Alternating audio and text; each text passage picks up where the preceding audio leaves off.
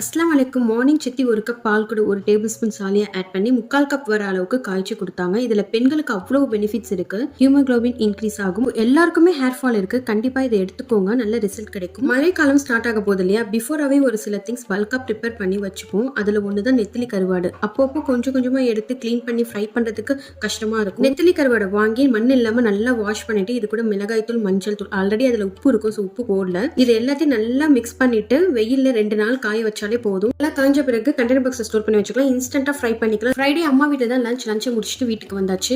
வீட்டுக்கு வந்திருந்தாங்க. வீட்டு பேக் சைடுல தென்னங்குருத்து எடுத்தோம். தென்னங்குருத்துல அவ்வளவு பெனிஃபிட்ஸ் இருக்கு. உடம்பு கூலா வச்சிருக்கும். அல்சர், ஸ்கின் ப்ராப்ளம், தைராய்டு, இந்த மாதிரி ஏகப்பட்ட பெனிஃபிட்ஸ் இருக்கு சொன்னாங்க. நானும் ஃபர்ஸ்ட் டைம் தான் சாப்பிட்டேன், நல்லா இருந்தது. டைம் ஸ்பெண்ட் பண்ணிட்டு வீட்டுக்குள்ள போயாச்சு. ஸ்நாக்ஸ் சாப்பிடணும்னு தோணுச்சு. கொல்கட்டை ரெடி பண்ணும்போது தான் பூரணம் வச்சு சாப்பிடுவோம். பட் வித்தியாசமா பிரெட்ல வச்சு ரோல் பண்ணி சாப்பிடும்போது ரொம்ப சூப்பரா இருந்துச்சு. பிரெட்டை ரோல் பண்றது தான் கொஞ்சம் கஷ்டமா இருந்துச்சு. எப்படியும் ஒரு வழியா ரோல் பண்ணி அதை நெய்ல ரோஸ்ட் பண்ணி சாப்பிடும்போது சூப்பரா